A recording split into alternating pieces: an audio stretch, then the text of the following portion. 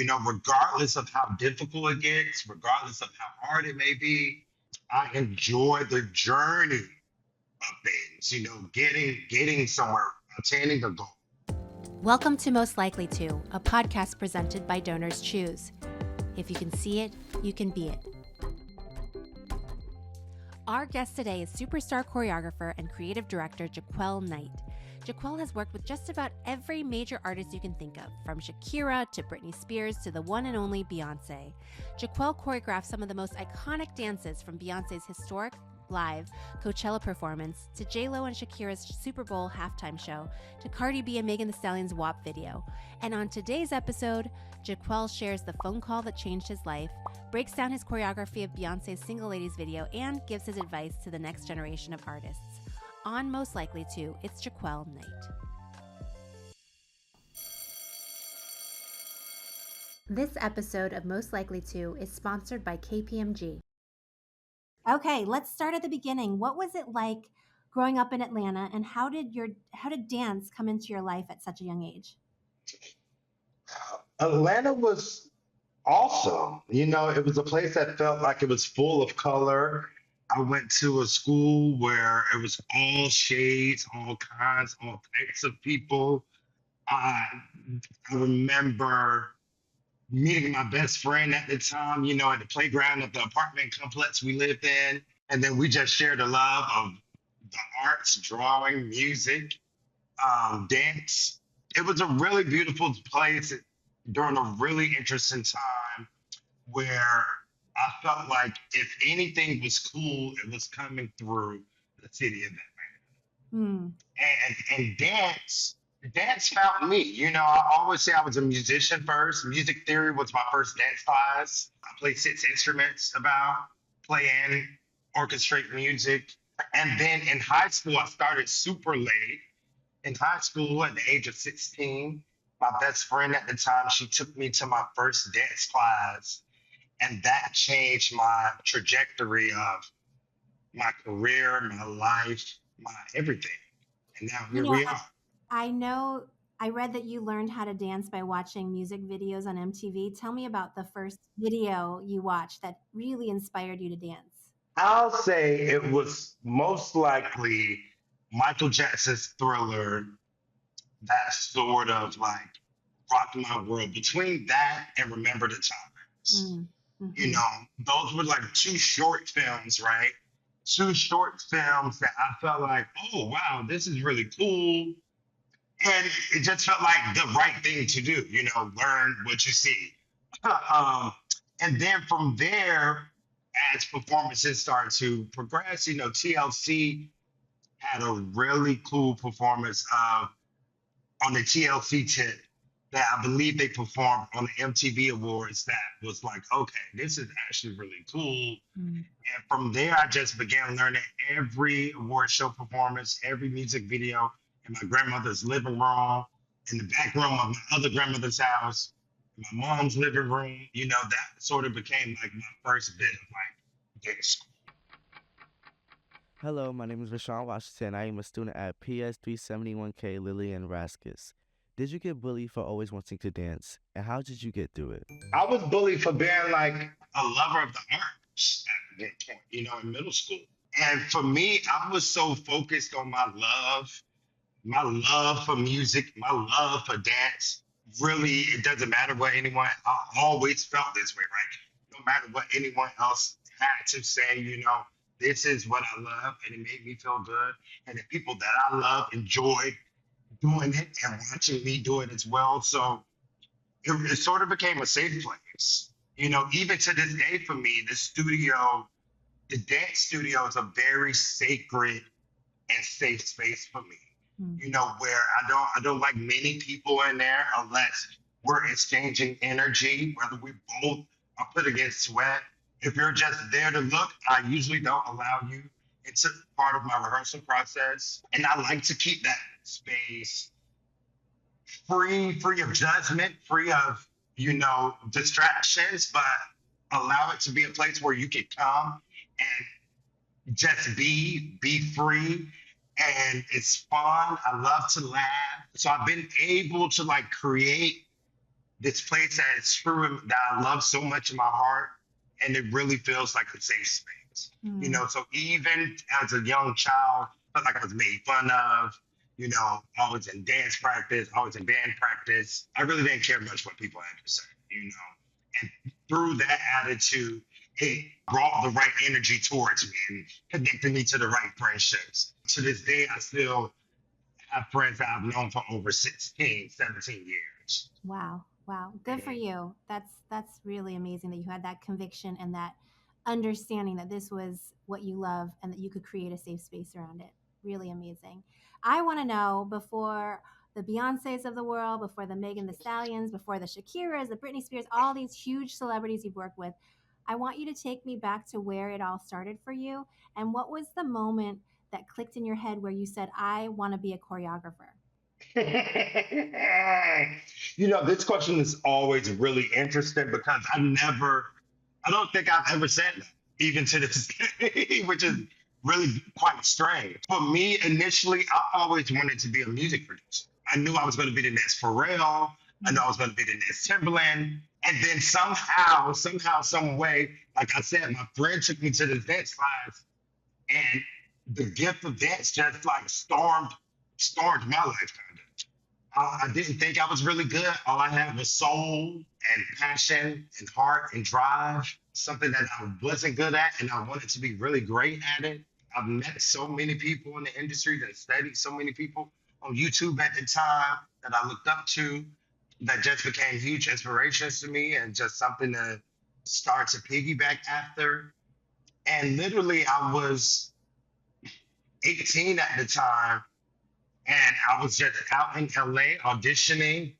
And I went to an audition, and I was like, I really would love to be a part of this team. It was Frank Gatson was holding the audition for Michelle Williams of Destiny's Child.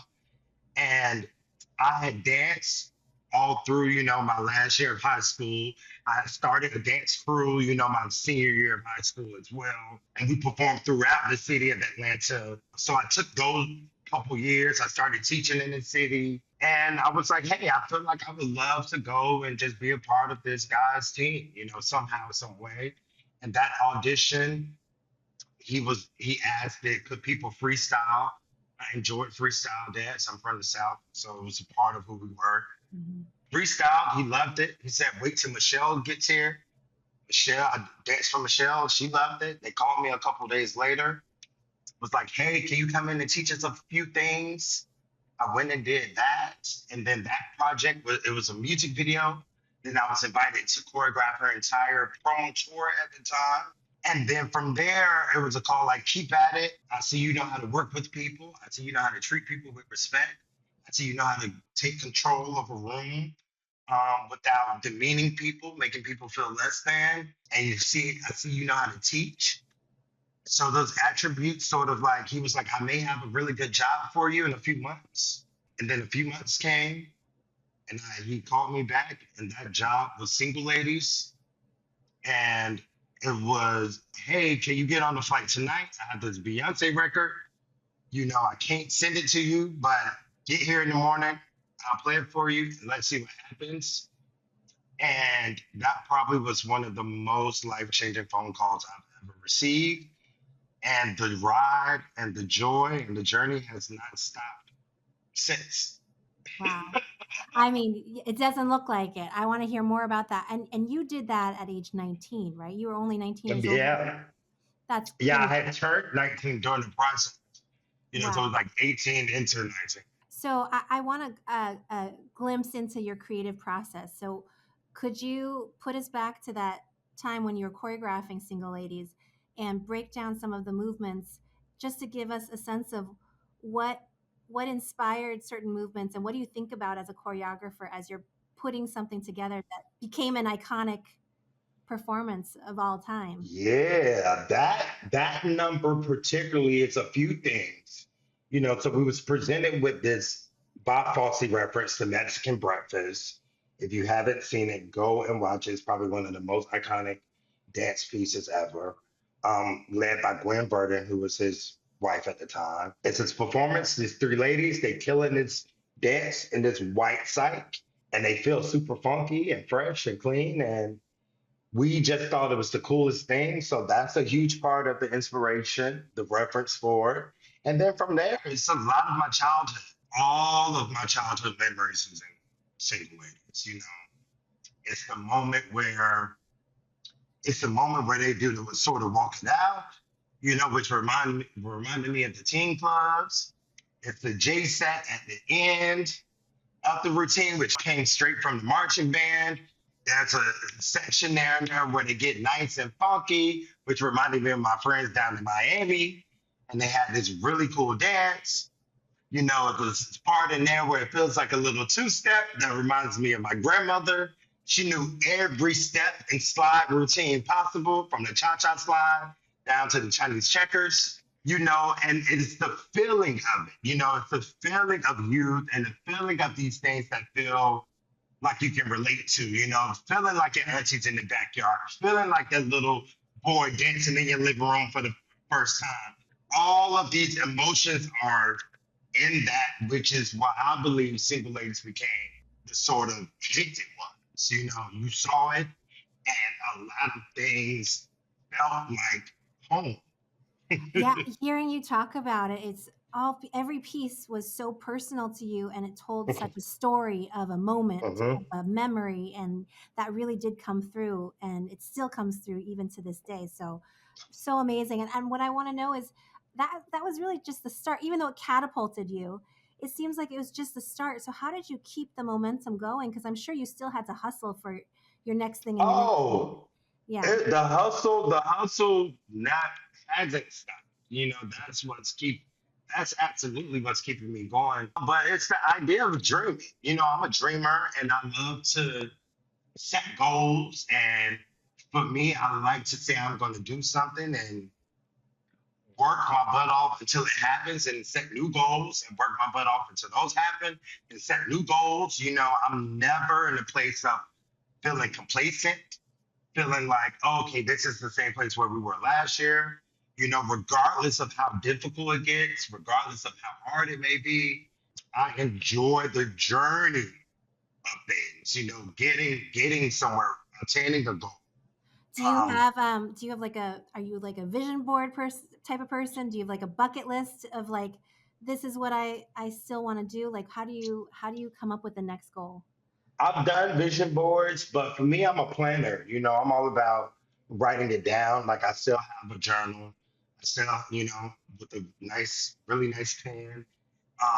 And around every quarter, every other quarter, you know, I just take time to reflect.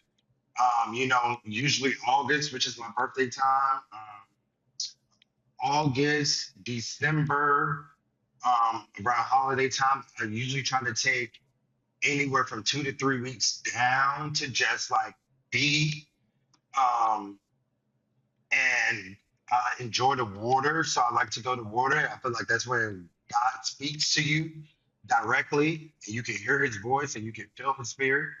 Um, so I like to allow those things to happen. You know, let the spirit move, lead, and listen. You know, remember that I'm a vessel of this talent, you know, and it's not mine solely, you know.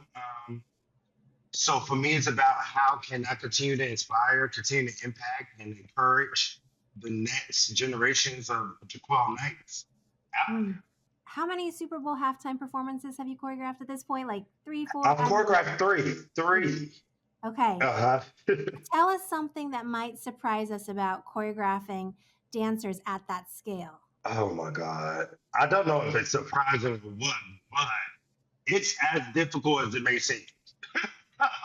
You know, it takes tons of preparation, tons of references, tons of Zooms and meetings and getting everyone on the same page. You know, the principal act usually have 50 dancers themselves. Then you get the extras, that's another 150, 250 dancers, performers on the field.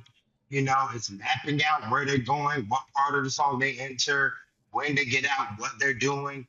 You know, so it's a lot of organization and it takes a great team. And quite naturally, you know, awesome if you can do it with someone who's done it.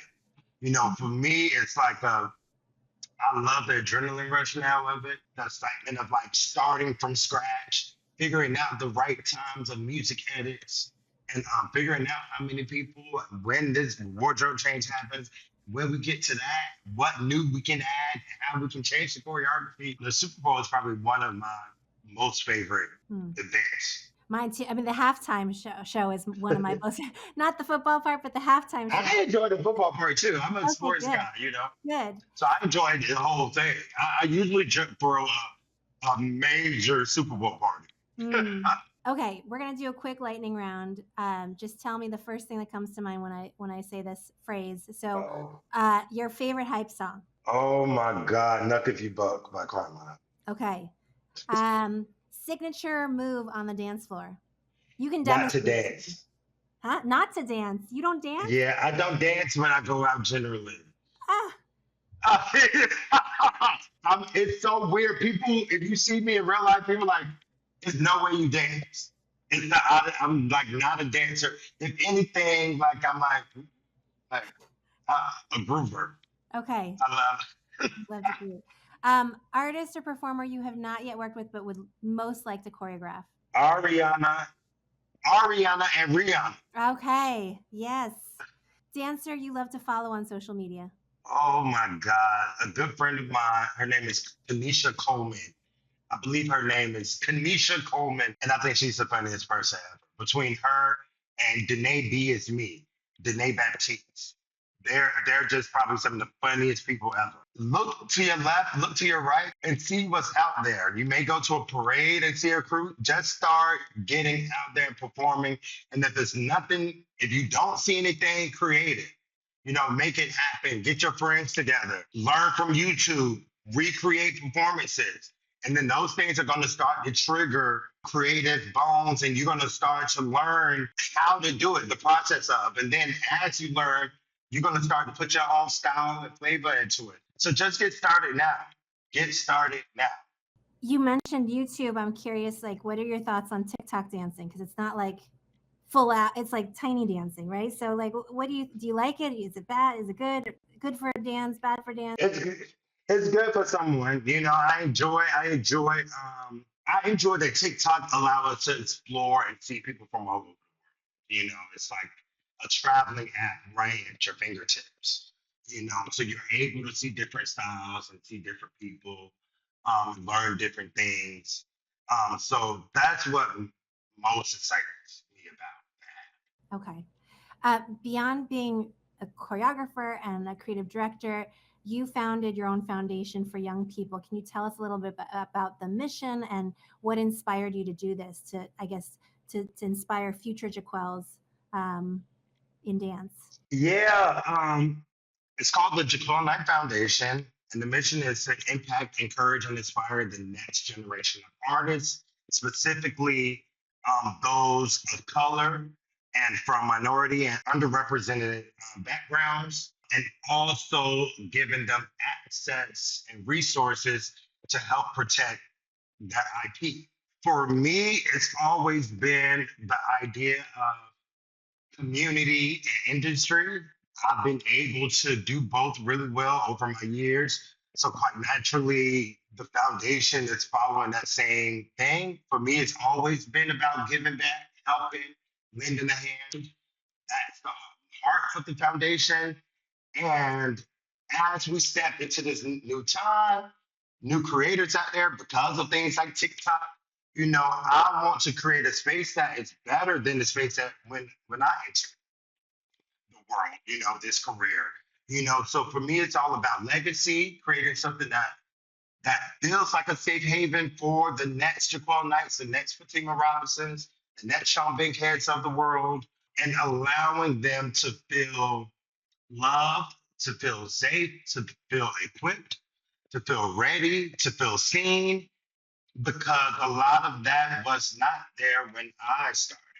You know, so it's about closing your eyes to what you see and open them to what you don't see, right? You know, that's sort of like the blood of the foundation. We always say on our podcast that if you can see it, you can be it. Mm-hmm. People seeing you, the students seeing you today are going to be so inspired to become, you know, a Yeah, fraction of what you are, you know? Keep at it, but become way better than me. I'm just here to do my small part, you know. And once we all understand that we all have a mission and a goal to help this world be a better place and help change the lives of those coming behind us or even before us, it sort of changes how you look at life. You know, we all have a pretty special and unique purpose that's only there's only one person that can do it. Okay, last question. If you could go back in time and speak to your younger self and give little JaQuel some career advice, what would you say to him? Keep at it. Don't listen. Don't don't listen to the no's. Keep at it. Don't give up. You can do it. The world is yours. Sky's the limit. And have a good time while you going through it because you only got one life to live. That was choreographer and dancer JaQuel Knight. Hey, thanks so much for listening. Make sure to click the follow button on your podcast app so you never miss a new episode. We are at donorschoose.org/podcast. Tag us in your posts about the show. This show is about exploring the journeys of the people you care about. So let us know who you're interested in hearing from by sending in your requests at podcast@donorschoose.org or DM us on Instagram.